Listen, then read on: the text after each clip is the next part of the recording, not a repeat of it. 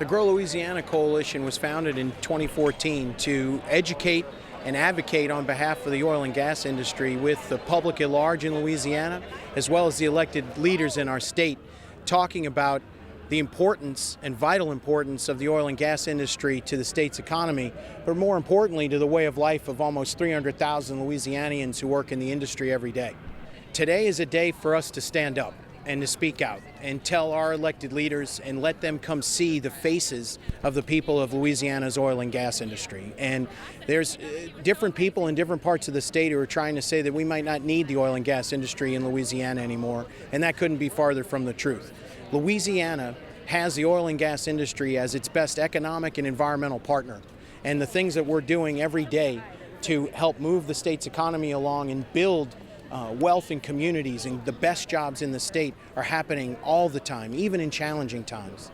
And what we're also doing is we're the number one private investor in the state's environment and in the coast. There are dozens of projects happening across the state right now addressing the challenges that we face with the coast and with the environment overall. What we're asking the legislature to do is to realize and understand that when we talk about business, and when our elected leaders tend to talk about business, they talk about it as if it's a far-off thing, something that happens in California or New York or some European country. What our elected leaders need to know is that business is us, the people of Louisiana. There are literally thousands of businesses based in the state of Louisiana that work in and alongside the oil and gas industry here. Those are the people we have to protect. Those are the jobs we have to grow. Welcome to what has become a great annual event on one of the most important days for Louisiana's oil and gas industry. I'm Mark Earhart, and I'm the Executive Director of the Grow Louisiana Coalition. And I'll tell you, this is the second year that we've been able to partner with the Louisiana Mid-Continent Oil and Gas Association and Chris John, who is the head of that organization, as well as the Louisiana Oil and Gas Association with Don Briggs, who I know is here today. And you're going to hear from businesses that are working in the industry alongside Lamoga and Logan in a few minutes. But last year, when we got started, we were really unsure of, when we asked the people of the industry to come out and to stand up and to speak up, what kind of result we would get. And it was pretty good. When you look around today, 1 year later, it's pretty exciting to look around and see people wearing shirts from Shell, Exxon, Grand Isle Shipyards. I'm leaving out dozens of other companies of people who are showing up and who are here today, who have taken time from their work to tell our elected leaders that the oil and gas industry is important to Louisiana and we need to protect it. So thank you for being here today. We appreciate what you do for the industry every day, and we're going to go ahead and get started. I'm president of Beta Land Services, based out of Lafayette, and that's my full-time job. I'm also the chairman of LOGA, the Louisiana Oil and Gas Association. I have the distinction of being in my fourth year of a two-year term. So we're moving on. Let's see what low prices do for you. I must say that this was much more enjoyable in 2014 when prices were about $140, $145. And I don't have to tell you how bad the downturn has affected different people and all our companies in many segments across the state. As you may assume by the name of our company, we are in the land sector of our industry. You might say we are the first wave of soldiers that go into battle before the actual drilling and production of oil and natural gas. We've operated in over 38 states as this mission. We have acquired over 2 million acres of land on behalf of companies since 2010. We lease the land in order for companies to explore for oil and natural gas. If there's no leasing, though, then there will ultimately be no drilling. Private equity guys out of New York. I employed 402 people. Today, through layoffs, that number has drastically been reduced to around 70. Companies in our industry have lost anywhere from 75 to 95% of their value. For instance, as of 11 o'clock this morning, Petrocrest Energy in Lafayette, its stock price was at $6 in 2014, is at 58 cents today. Stone Energy had a stock price of $36 in 2014, is at 58 cents today.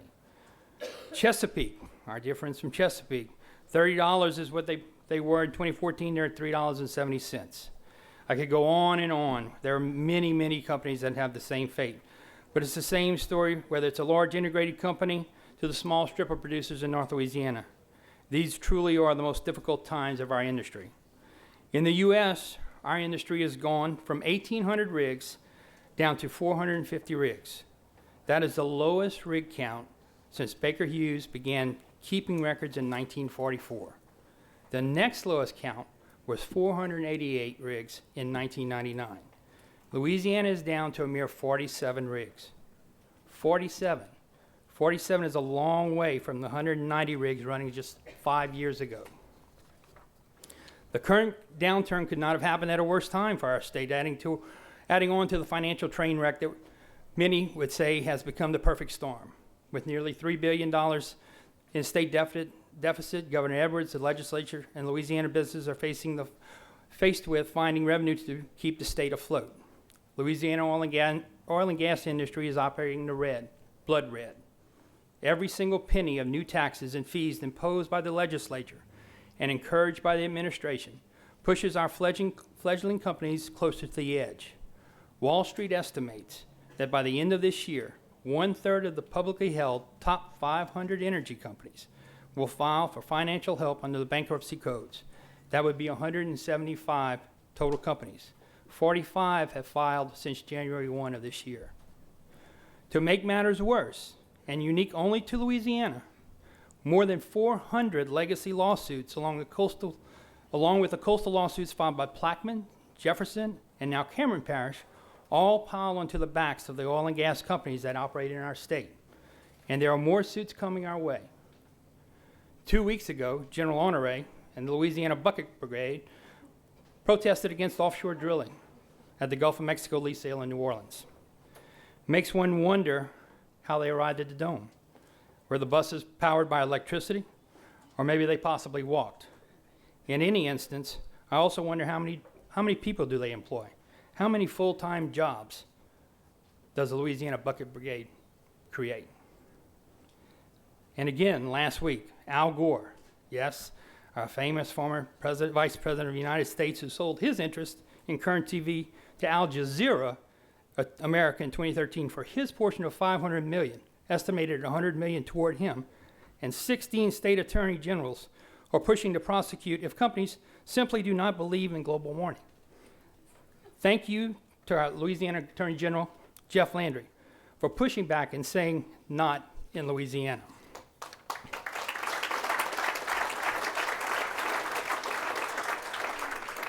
Our industry is under attack on many fronts.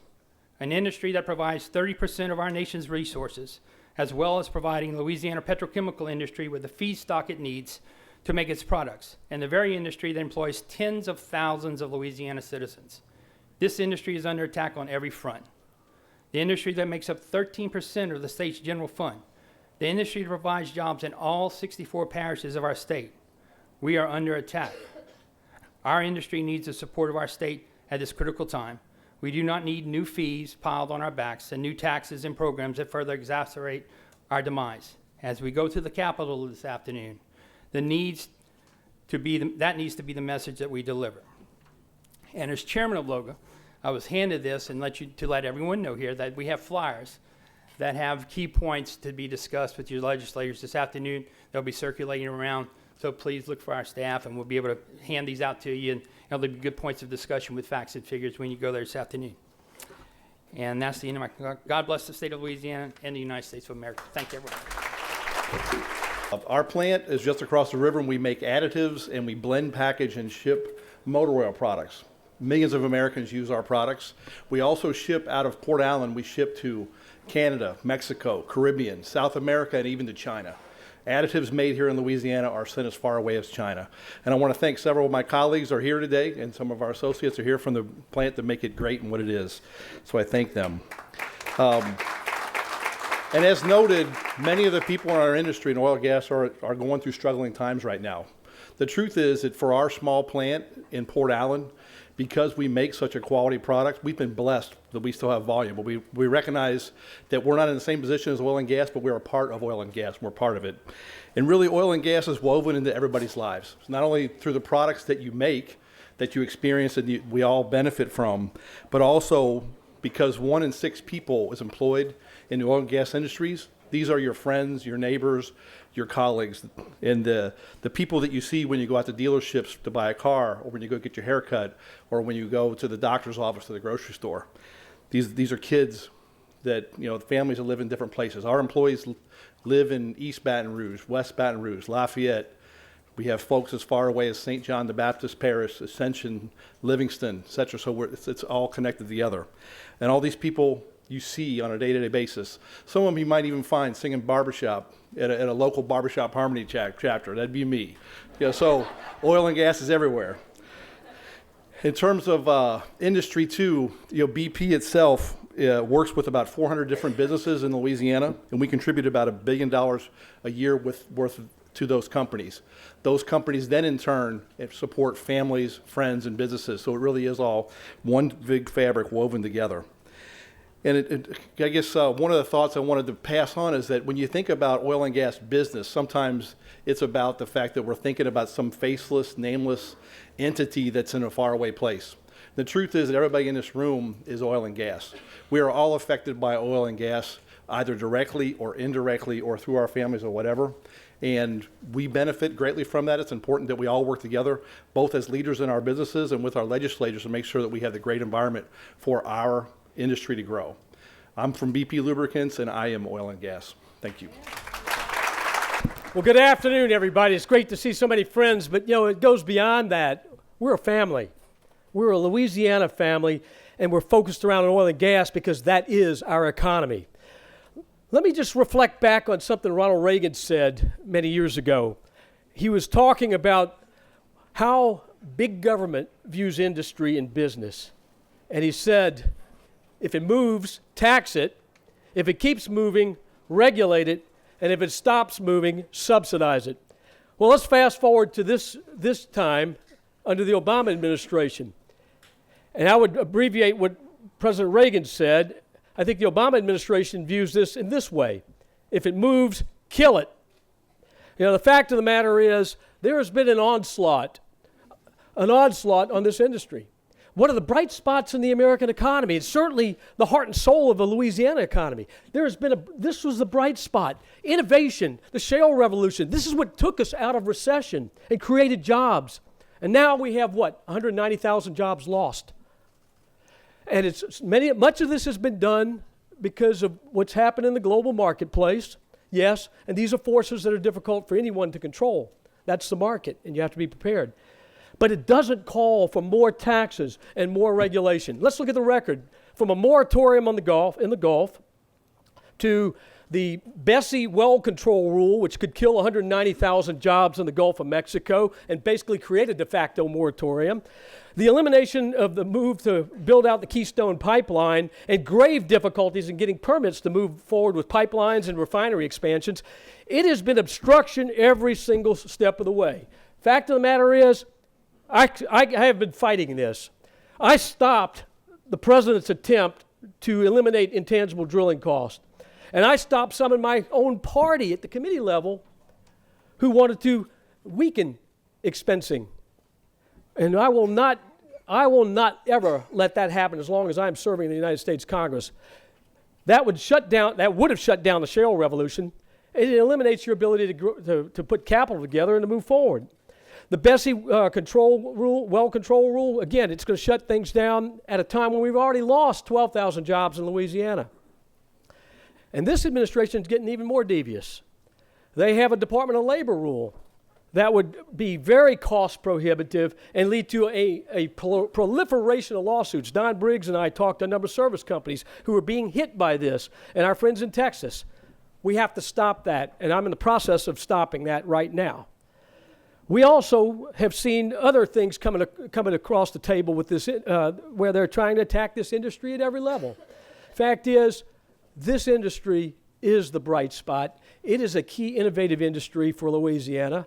It is an industry that is important for our national security, our energy security, and the growth of our economy. We should be proud of this industry. This is an industry that has allowed families, hardworking, blue-collar families, to send the first person in their family to school, to college, to get an engineering degree to carry on. I know a lot of medical students who went to medical school because their fathers worked in the oil and gas industry, put those boots on every single day and went to work. And whoever wants to suffer or basically snuff out this industry is my enemy. and I will continue to fight side by side with you. And we will see this industry come back strong, and we will not let up until American energy producers are leading in this new world economy with energy. We're positioned to do it. We've got everything it takes. We just have to get the right policies. And one of the key principles is first, do no harm. I will stand with you every step of the way. Thank you very much. We have a problem today, and that is with the low price of oil and gas, we're having loss of businesses. We're anticipating maybe some bankruptcies perhaps, hopefully not, but it could happen. Loss of jobs, not just jobs, but good jobs, the kind of jobs that are produced from the oil and gas industry. But I would say it's for three reasons.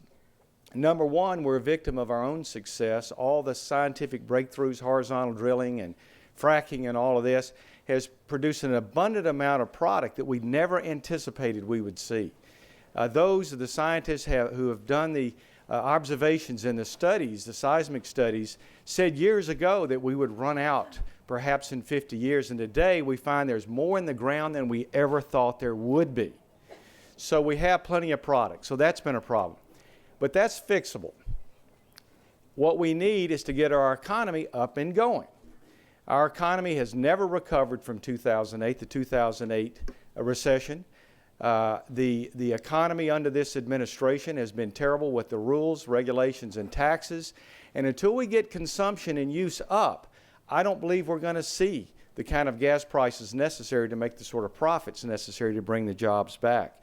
And finally, the horrific regulations. The backdoor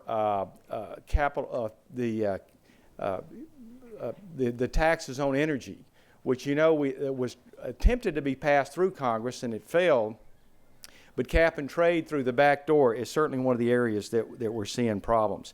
Also problematic is this administration's intense desire to disadvantage coal, oil, and gas in order to advantage wind and solar. And this has really gotten to a ridiculous situation. Subsidizing companies, subsidizing use. Remember the dirty word Solyndra. What a disaster. All of the millions of dollars that were put forth to create this company, and it collapsed. Well, meanwhile, the administration adds costs and burdens to you by adding more and more regulations. Another disaster, Iran. Okay, this Iran deal that we're in now relieves $150 billion for their use. And you better believe they're going to be using that money for terrorist activity, but it also allows them access to oil markets once again.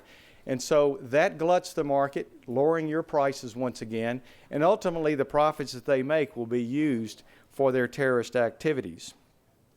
One of my committees is natural resources. And we had a number of hearings on this wellbore control rule.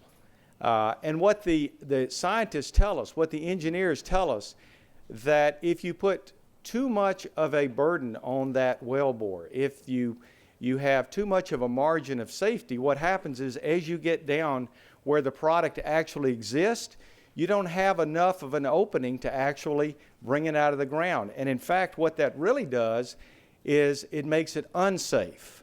So we are fighting back, I'm fighting back on my own committee to put a stop to the BLM and the EPA for what they're doing with that.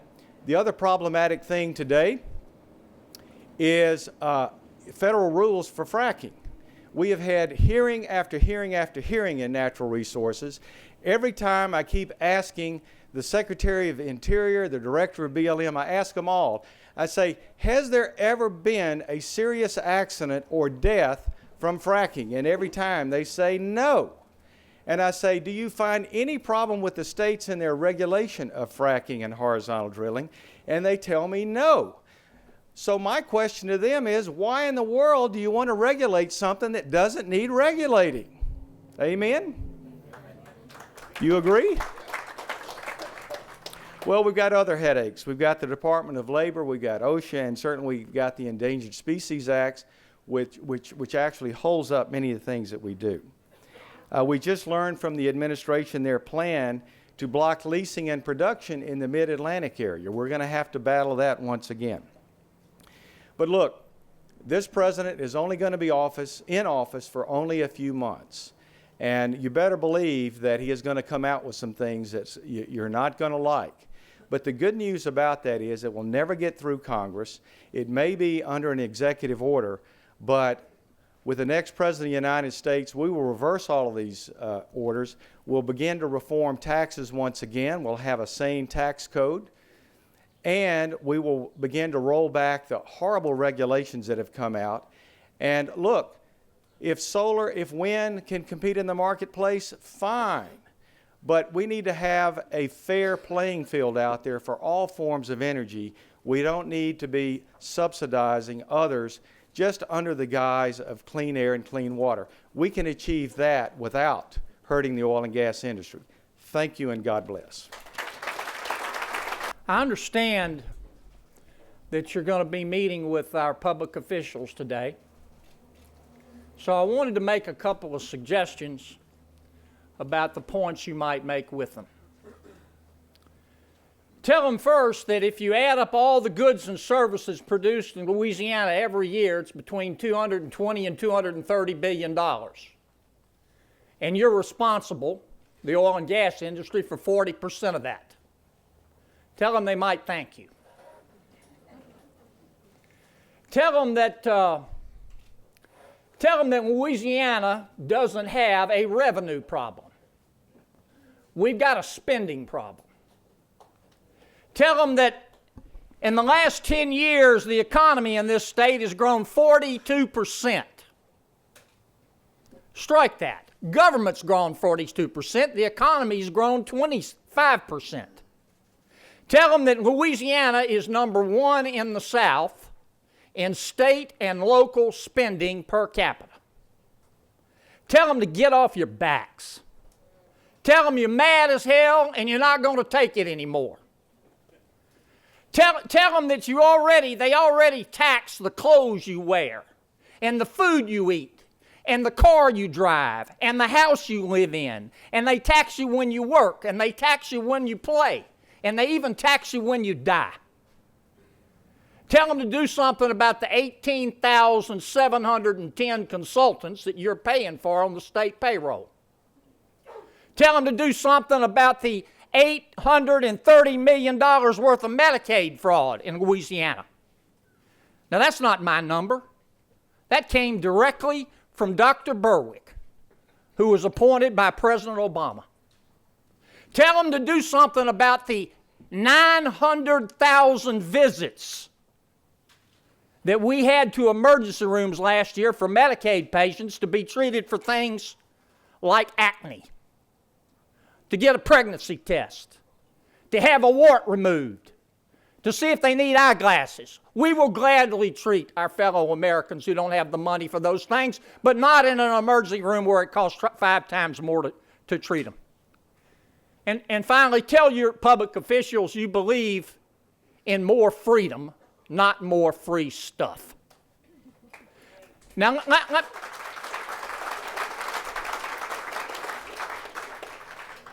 let me make 2 final points. My friend Governor Edwards is here. I have great respect for him. We just have a disagreement in terms of the way to solve this problem. You're going to hear from Governor Edwards in a second. As I appreciate it, Governor Edwards' plan is for Louisiana families and Louisiana businesses to cut their budgets so Louisiana state government doesn't have to cut its budget. And I disagree with that. Final point that I would suggest that you tell your public officials: don't become like Congress. Look, America is exceptional today because the outcome, the circumstances of your birth do not have to determine the outcome of your life. It's called the American dream. And the American dream has been put at risk by the Obama-Hillary team in Washington, D.C., and it's also been put at risk by the big government Republicans and the Ritz-Carlton Democrats. I can't tell the difference in the United States Congress. Now, this country was founded by geniuses, but I swear to God, some days I think it's being run by idiots. You can't fix stupid, but you can vote it out. Now,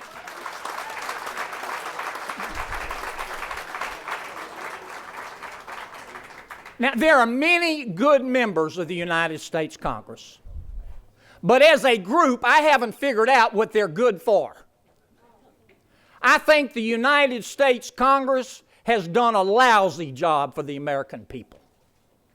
I think President Obama has done an even lousier job. And I think Secretary Hillary Clinton will do even worse. They should be ashamed of themselves for what they've done to the American dream. Every single one of them ought to hide his head in a bag. This country deserves better.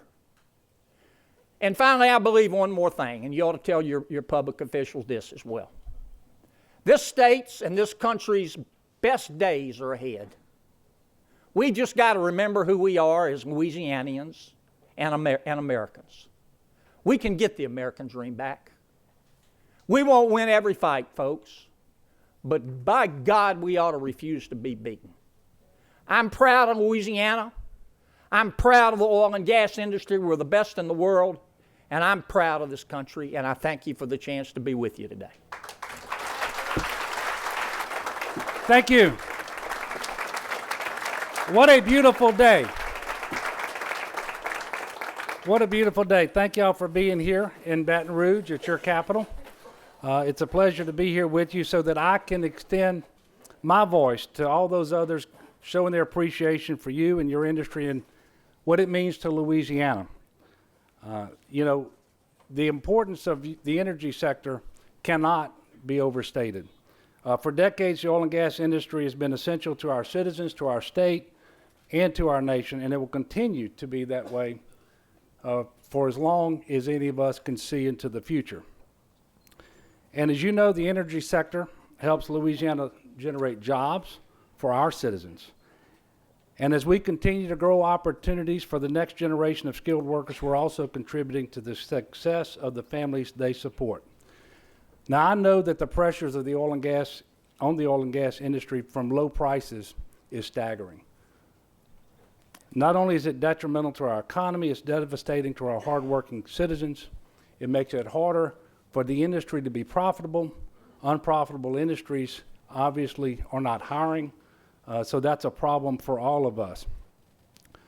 Which is why when I inherited the largest budget deficit in the history of the state and called a special session in order to raise revenue to stabilize our government, I did not propose a single measure targeted at the oil and gas industry, because I know that now is not the time to do that.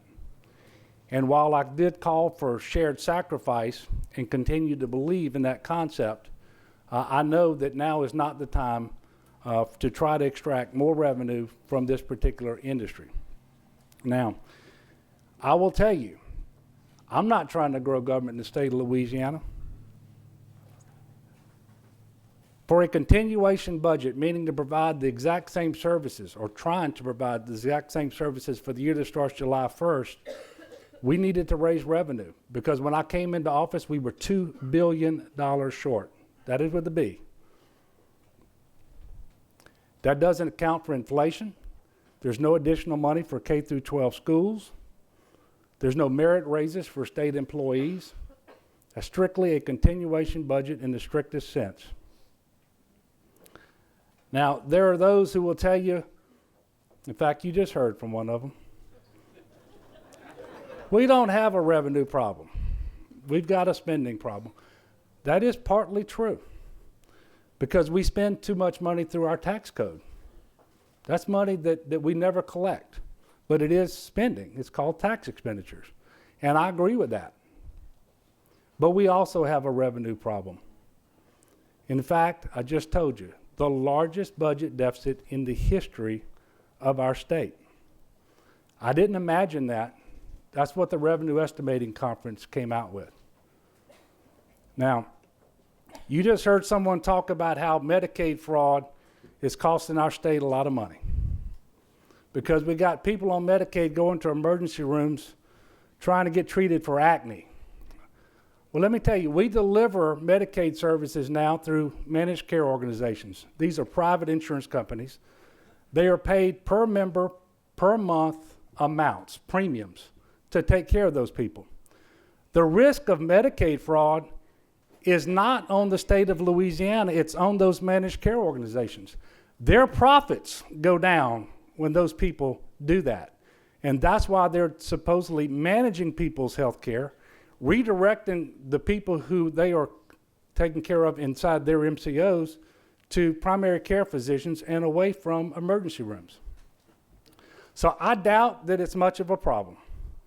But the one thing I can assure you is, if it is a problem, it's a problem for the MCOs, it's not a problem for the state of Louisiana. And so when people get up here and they try to deliver these bromides and say things that just sound good in order to capture your attention, you ought to insist that they be accurate. Could not be more inaccurate than to get up here and to tell you what you just heard. So we ought to do better. And the political discourse in Louisiana ought not to look like that coming out of Washington, just like we ought to expect Congress to do better than it's currently doing. So I'm here with you today to tell you I appreciate your industry. I'm looking forward to better days for your industry and for the state. The two are inextricably linked together. And I'm going to do everything I can as governor to stabilize this state, put us on a path towards greater prosperity for all, so that our children and grandchildren will have a state that is worthy of them, a state that is not failing them. I ran for governor for a number of reasons, but chief among them is this. If we have children in Louisiana who are deciding they want to leave our state to have a better future, to get a good education, find a rewarding job or a good career, God bless them. But if we have children in Louisiana deciding they have to leave for those reasons, we are failing them. We are failing too many of our kids today.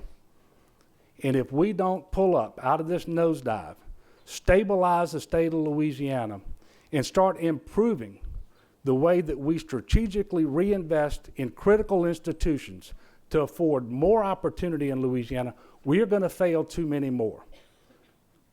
As your governor, I am not going to allow that to happen.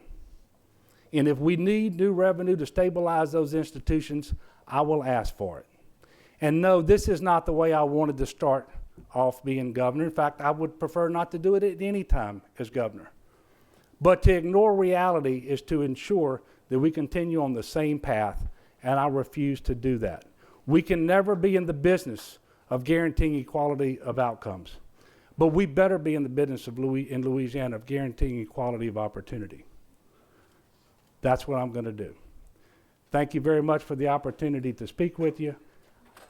I asked people of Louisiana for over 2 years, as I went to every nook and cranny, every corner of this state, for votes and prayers. I'm standing before you because I got enough votes.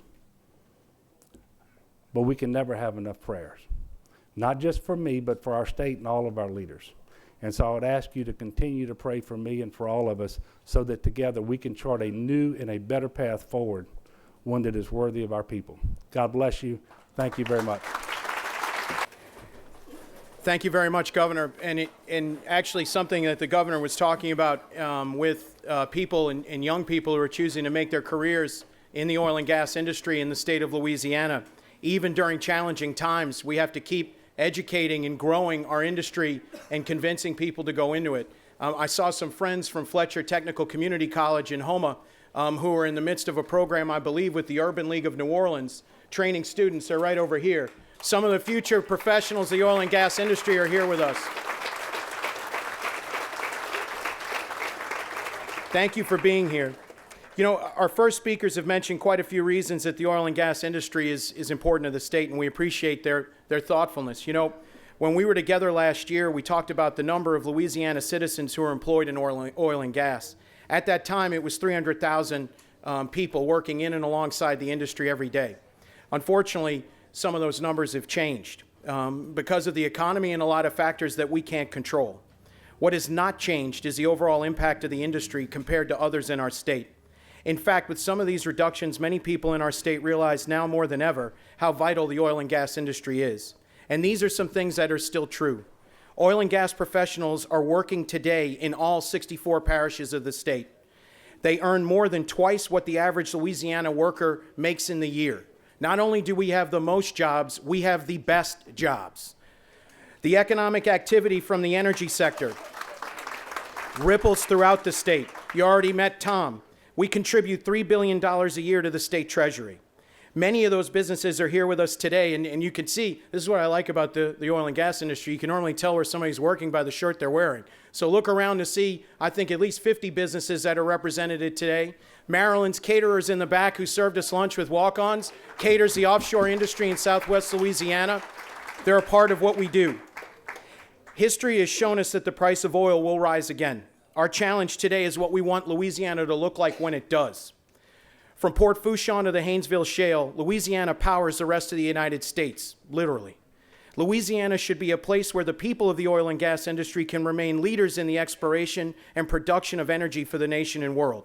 Companies should be able to invest in Louisiana because of our productive, positive business climate. Louisiana cannot be a place where an industry like ours is under attack by individuals and organizations using the courtroom or council chamber to advance their agendas. While we're here today, elected leaders in St. Bernard Parish are considering suing the largest taxpayer and employer in their parish, the oil and gas industry. And they're considering this short-sighted effort without any public hearing or discussion with the industry. This is unfortunate, but it's also a clear warning for the Louisiana businesses and people who make the industry go here. More states are competing for oil and gas business today because these states understand the importance of the industry and the jobs and investment that come with them. As the federal government evaluates the next 5 years of exploration in the Gulf of Mexico, there are voices from outside of Louisiana who are coming to our state to try and tell our leaders that we don't need the oil and gas industry anymore. They talk about stopping production and disrupting efforts to go about the business of oil and gas responsibly. These groups lack any perspective about how oil and gas products are a daily part of their lives. This includes the phones they use, the cars they ride in, and the medicines they take. These same groups try to confuse the public about the investment that the industry is making daily in helping address Louisiana's coast. Today, there are dozens of environmental and coastal projects underway across Louisiana. The oil and gas industry is the #1 private investor in the coast and environmental causes in the state of Louisiana. The only group bigger is the federal government. Go ahead, clap.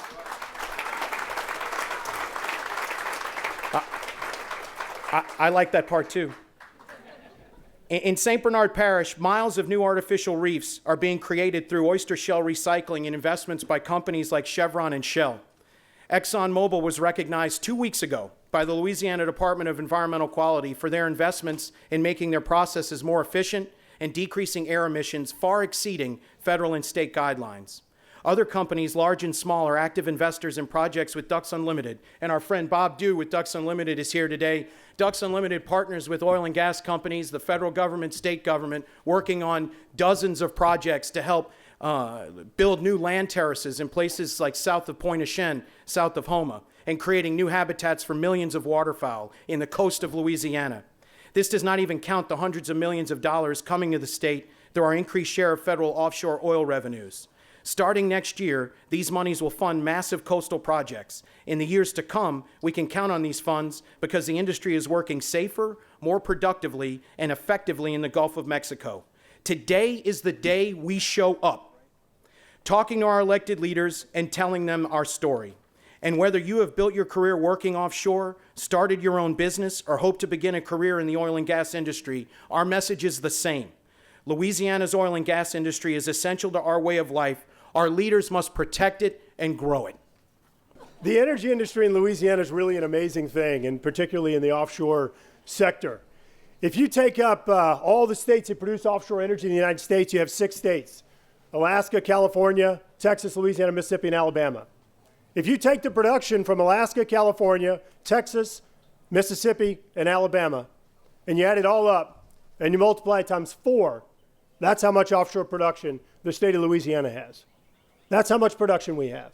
It's amazing. When you add up all the revenues from bonus bids, from royalty payments, and from lease payments, rental payments, We've generated in the Gulf of Mexico offshore our coast approximately $200 billion, meaning one of the largest non-tax revenue streams for the federal government, one of the largest ones.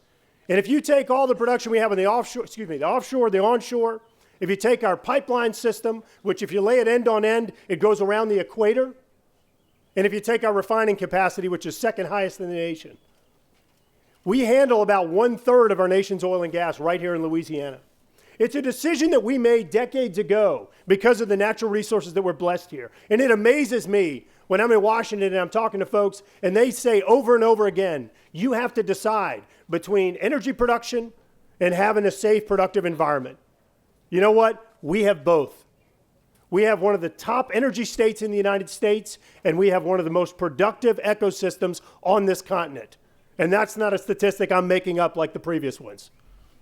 Just kidding. It's not a statistic I'm making up. It's real. We have one of the most productive ecosystems. We have the top commercial seafood production in the continental United States. We're the 4th top recreational fishing destination in the United States because of our productive ecosystem. Where do you go fishing when you go on the offshore? You go off the rigs. Everybody talks about which rig, which block you go to. That's how we fish here. That's where the structure is. That's where the productivity is. We're blessed here. We do have both. We can have both, and we can manage them successfully. Now, it's amazing to me when you listen to our Secretary of State last year talking about how we need to allow Iran to export oil. We need to allow Iran to export hundreds of millions of barrels of oil. One of the largest, I think the 4th largest oil reserves in the world, and I believe the 1st in terms of natural gas reserves, if I remember correctly. One of the largest energy states in the world. And our Secretary of State is out there advocating for them to be able to export oil. Yet Louisiana is prohibited from exporting our oil. Texas is prohibited from exporting their oil. And finally, in December of last year, we were able to overcome those obstacles from our own Secretary of State and others, and able to pass a law that allowed us to export oil and become a larger global energy player. And that was a huge win for the United States. However, when the budget request came out in February, we saw a barrel tax of $10.25 a barrel. You can imagine as we try and put Louisiana oil out there in global markets, the number of people that are going to buy our oil when it has a 30% premium on it. The other disconnect that's amazing to me is something that a number of us have been working on, this well control rule. And I know it gets in the weeds, but I want to tell you a little bit about the disconnect. You know, Louisiana, when you take our Gulf of Mexico production, we've produced trillions of cubic feet of natural gas and billions of barrels of oil. And we've done it safely. And yes, I'm aware of the incident that we had a few years ago. And it resulted in the largest settlement in U.S. history. And we're going to hold people accountable whenever they have mistakes and errors like that. But we have had an incredibly safe record in the Gulf of Mexico. Incredibly safe record. And when you look at what was proposed last year with this well control rule and BOP rule, it's unbelievable the vacuum in which this was created in. The Department of Interior estimates that this rule is going to cost our industry $883 million to comply with. Yet a study was done that indicates, a private study was done that indicates cost of compliance will be $94 billion. I'm not going to get into the weeds in this, but think about that for just a minute. Our Department of Interior proposes a regulation that they think is going to cost our industry $883 million to comply with over a 10-year period. And private studies indicate it's going to be $94 billion. These people have no idea what it is that they're regulating, and it's why we're fighting it. Because here's the thing. Looking at our safety record in the United States, looking at the opportunity for us to be able to export energy and become a larger global energy player is a huge opportunity for the United States and a huge opportunity for Louisiana. If you look just back in 2011, the largest single component of our trade deficit for the United States was attributable to us importing energy from other countries. Those countries that have a less safe record of environmental stewardship when it comes to energy production, a less safe record of worker safety when it comes to producing energy. Louisiana can continue to be an energy leader, but we've got to recognize that we're working in a global environment. We're competing in a global environment. The regulations we put in place has a profound effect, and it's going to cause energy production to occur in other countries like Venezuela, like the Middle East, like Nigeria, that don't share American values and don't have the safety record and record of success that we do. We need to continue producing energy right here at home in Louisiana. Lastly, I want to hit one thing head on, and that's the oil and gas lawsuits. I've spent about the last 20 years of my life working on coastal issues in this state. And I'm not going to stand here and tell you that I'm the expert, because there are a lot of people that know a lot more about it than I do. But I'll tell you, I've learned a lot over those 20 years. And the thing that I've learned is that without exception, the largest cause of land loss in the state of Louisiana, without exception, is how the U.S. Army Corps of Engineers has managed our rivers. Our state was growing 3/4 of a square mile per year.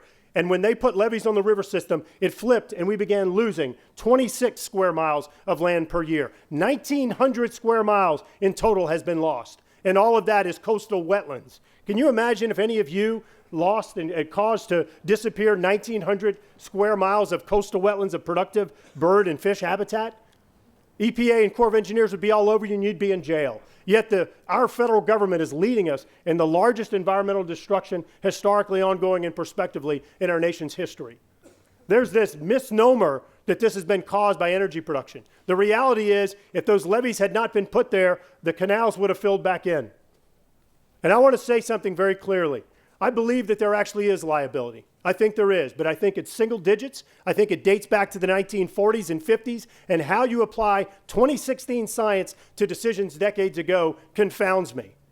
If we want to have a safe, sustainable communities ecosystem in South Louisiana, it's about holding the federal government accountable. And that's what we've been working on, having them participate and not have to force the state of Louisiana to take the lead on restoring our coast and protecting our citizens. I asked one of the trial lawyers one time on these cases, I said, why are you not going after the real cause of this?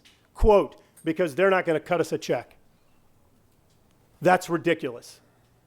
The energy industry is an incredible economic engine for the state of Louisiana. It funds our families, it powers this nation's economy. And we can either produce energy here in Louisiana, we can have the jobs here, or we can go back to increasing our trade deficit and becoming increasingly reliant upon Venezuela, upon the Middle East, upon Nigeria, and other countries like that. We have a choice, and those are our two choices. Thank you very much. The number of people who like to complain and talk about the oil and gas industry in a negative light pale in comparison to the number of people that are here, and it's a small representation of the 300,000 people working in the industry. Today's a great day because it's a day that our leaders get to see the people of the oil and gas industry and talk about the good work that we do. We are all so interdependent on oil and gas. There is no one in Louisiana, especially South Louisiana, that has not been touched by this. Well, the industry's hurting right now, and what we'll need to do is there's deep concern about what's going on in the legislative session, and particularly in the upcoming special session, how we could be affected with further taxes, or more importantly, removal of some of the incentives that keep people doing business here in Louisiana. What does the oil and gas industry mean to the entire state? It's the cornerstone of the state. It means everything to a whole number of people. What would you like to see happen in this session of the Louisiana legislature and also in Congress? Well, in the legislature, I think if we would just stay pat, I think everybody's willing to accept their portion of the burden of covering the cost of our budget deficit, and on a national level, basically, if they could just leave the industry alone and let us do what we do best, and that's find oil and gas. The Louisiana's oil and gas industry is really in a very challenging time. Maybe one of the most tumultuous times that we've ever seen in this for several different dynamics. I like to call it a trifecta of challenges. We've got the commodity prices, and we know all that goes on with that, the loss of jobs and other things at low commodity prices. You know, we also have the legal environment, all the lawsuits that we deal with, both on the parish and the state level. And then we have the state budget crisis, the tax increases on the state, having to deal with the budget crisis that they have. So you put all of those three things together, and any one of them can be challenging. But for the oil and gas industry, all together makes it a very difficult time. However, we celebrate a lot of good things in Louisiana, and that's what we're doing here today, Jerry. We're celebrating the oil and gas industry. It is a economic engine like no other for the state of Louisiana, $77 billion industry, 300,000 people work in this industry. So it is here to stay. It is the solution to Louisiana's problems. It's not the problem. And that's why we're out here today celebrating the oil and gas industry for Louisiana. What would you like to see this session of the legislature do to assist oil and gas? Well, of course, anything that we can do to create a climate to do more drilling, to put more infrastructure in the state of Louisiana, and that could be a variety of things, whether it's any kind of policies that deal with tort reform, dealing with our legal systems, any kind of transportation infrastructure bills, any kind of things that would help assist us to go out to the people across the world and sell to Louisiana that we're open for business and we are good at oil and gas and we want you to come here. If you measure our gross domestic product, the amount of goods and services we produce every year, we produce between $220, $240 billion every year.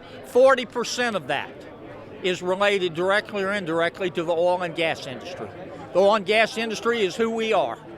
The oil and gas industry pays millions, hundreds of millions of dollars in taxes. The oil and gas industry employs a lot of our people. We're the best in the world in finding oil and gas and helping other people do it. The oil and gas industry is in trouble right now. You know, we'll get out of it. Tough times don't last. Tough people do. But I think what's being done to them in Baton Rouge, taxing them even more, is just the wrong approach. We ought to be figuring out how to cut taxes for oil and gas, not push them down further in the hole. Congress can do a lot. First of all, Congress can peel back the awful regulations that are going on out there. We're looking at it right now, the wellbore control rule, which could be devastating to offshore drilling. We're looking at new regulations for fracking, which could be very damaging. So Congress plays a huge role in all of these things by peeling back the unnecessary rules and regulations, and also the attack on conventional energy to try to give some advantage to solar and wind, which is really not competitive in the marketplace. Well, it's to stop the harm and the assault by the Obama administration. The Obamacare administration has launched a full-scale assault on oil and gas. It's on taxes, it's on regulation. They want to kill this industry. And so whether you're looking at the Bessie well control rule, the $10 tax on a barrel of oil that the Obama administration is proposing in their budget, they are trying to kill this industry. They stopped Keystone, they tried to shut it down with a moratorium. We're not going to let that happen, and we're not going to stop. Go to growlouisianacoalition.com. You can take a look at all the videos of the different people who are working in the industry based in Louisiana. You can sign up for our organization. It's free. If you believe in what oil and gas is doing in Louisiana, you want to protect it, and you want your voice to be heard, join Grow Louisiana Coalition.